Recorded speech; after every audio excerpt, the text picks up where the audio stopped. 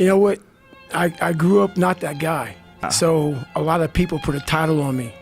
They want to, they see me now. They see me now as the guy that with his shirt off, who can do 4,030 pull-ups in 17 hours, who can run 205 miles in 39 hours, who can do all this crazy shit. But what they don't understand is they don't understand the journey that it took me to get to this point.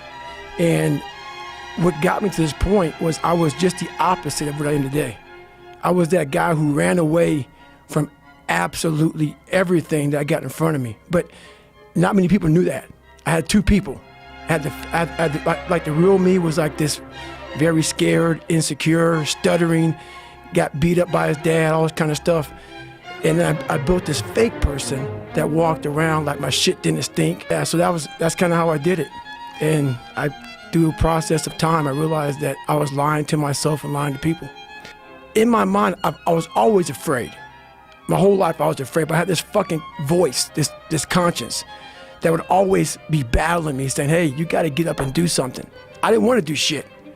You know, I was just afraid, but that voice would force me to get up. I had two options: to either be that 300-pound guy who sprayed for cockroaches and made $1,000 a month, and at 24 years old, knowing when I'm 50 fucking years old, I can reflect on this and think about what guy I never became, or I can totally just sack it up and fail and fail and fail until I succeed. I had to invent a guy that didn't exist. I had to invent a guy that can take any pain, any suffering, any kind of judgment, be called nigger, be called whatever the fuck in the world, and be able to stand in the fucking room and say, go fuck yourself. I had to build this callous mind, and I built it through suffering. I built it through downright fucking just crushing myself. If it was raining outside at 3 o'clock in the fucking morning, if it was snowing, the first instinct is don't go out there and do shit. My instinct was, we gotta fucking go out there. Anything that was fucking horrible in my life that I would normally say no, that was inhumane to most people, I had to go do it. And I started callousing my mind at this point in my life. And I lost the weight. And I went back to recruiter. I got into that class, and I went through 3 Navy SEAL Hell Weeks in 1 year. Only guy to ever be in 3 Hell Weeks in 1 year, to my knowledge. The first one I didn't make it through. The next 2 I did, and that I just didn't. I didn't stop anymore from there, and I started realizing through this process that the fucking mind is what you created. And I started opening different doors that I didn't think were even there, that I didn't think even existed. And the more doors I opened up, the more I started realizing that my potential is damn near endless. And it changed my whole mindset. So I went from David Goggins and I created Goggins. And that journey is a priceless journey that is hard for me to even explain to people because it sounds so quick and easy. Like I lost this weight and I went through 3 Hell Weeks, I went to Ranger School, went to Delta Force Selection, whatever it is. It was brutal. It's a brutal journey every fucking day. And everybody goes, well, are you happy? If anybody knows my life story, and I'll try to give you just a snippet of it, where I'm at today is in front of Joe Rogan telling you my life. To get through where I became, to get through where I'm at now, there's nothing but pride I have for myself that I can't really show people. Because I have this face that they see like, are you happy? What's wrong with you? I'm driven. I'm obsessed. And that's what you see. That's it.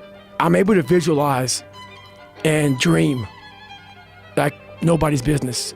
And I know that I can create a vision that many people can't. And I work for it. So the vision I had was when Apollo Creed beat the fucking shit out of Rocky, beat the shit out of him, he kept fighting. He was a dumb fighter, couldn't read, that was me. Couldn't read, couldn't write, just punchy, everything about him. And Rocky Apollo beat the shit out of him. He was in that corner and everybody was saying, stay the fuck down. And him getting up, Apollo Creed raised his arms up in the fucking air, turned around, thought he won the fight. He turns around and sees this guy getting up, and it was the face of Apollo Creed that changed my life.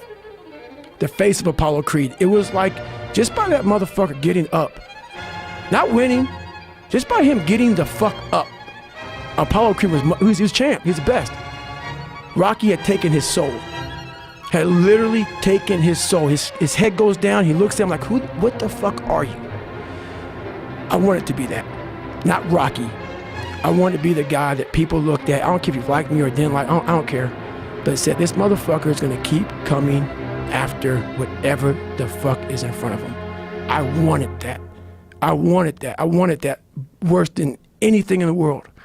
So that is, I kept picturing me falling down and getting up, and every motherfucker that called me nigger, I was dumb. Even myself, I wanted to feel something besides defeat.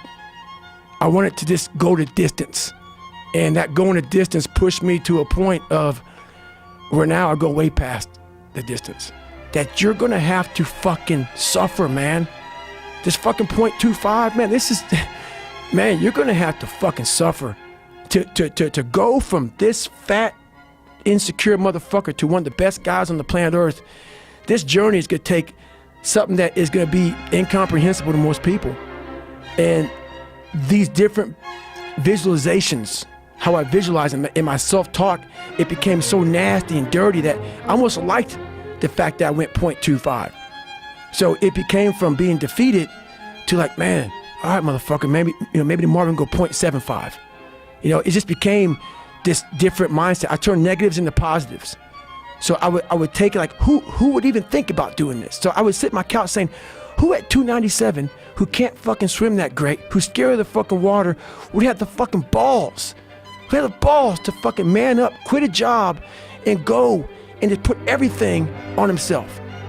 So it's how I started talking to myself and putting myself in a whole different category, and that would fuel me the next day, and I just kept using that as fuel. No one would do this shit. No one would do this shit. You're the baddest motherfucker around. You're the baddest motherfucker ever lived. And I just kept fueling me with the right kind of message that I needed to hear that I was never telling myself. And through time, it became reality to myself. And I say it all the time, you have to suffer. You have to make that a tattoo on your fucking brain, so when that hard time comes again, you don't forget it. You may forget it for a second, but you can go back in the cookie jar, I call it. It's something that we've all endured. I call it the cookie jar, and we often forget how hard we are, but you gotta reflect back. Take a couple seconds to reflect. I've been through this, I've been through that. And then remind yourself, I'm a bad motherfucker. And then you can get through that shit. But if you don't believe it, you haven't endured shit, you're just blowing smoke, man. And you're not gonna get through anything. You're gonna fail, and you're gonna be in your head. You're gonna be saying, I'm not good enough. And it's how you get through that. It's how you get through that on a daily basis, when that thing is saying, man, I'm 43, I've done so much. You start to become civilized. The refrigerator gets full. You start making money, and you start, I'm not getting cold anymore. I'm retired. At 40, people shouldn't be playing basketball or football or being in, you start to believe this shit.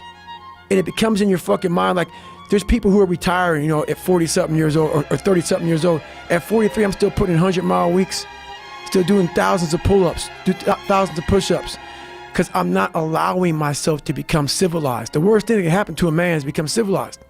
You lose that fucking fight. You lose that, why the fuck am I doing this shit? I'm good. You ain't good, man. You ain't never fucking arrived. And that's just my mentality. You may have more, but you never fucking arrive. You want to be uncommon amongst uncommon people. Period. I appreciate self-discipline. Yes. I never had, and the crazy thing about what, you say that, I didn't have a motherfucker come wake me up at 3 o'clock in the fucking morning and say, hey, you gotta get your shit in. I had no trainer. I didn't have a nutritionist. It was the self-discipline that I had to survive, survive, I was weak, to thrive. No one said, hey man, you're 297 pounds, man. I want to help you out. I'm gonna help, hey man, you're not smart. I'm gonna help you out. I had to work at all this shit. I had to overcome, and it self-discipline is everything. And if you don't have it, I don't look at you right, because I know you're capable of more. It's not discipline so much for me. It's all on you. It's all on you. The self part is what's big. We need someone to hold people accountable.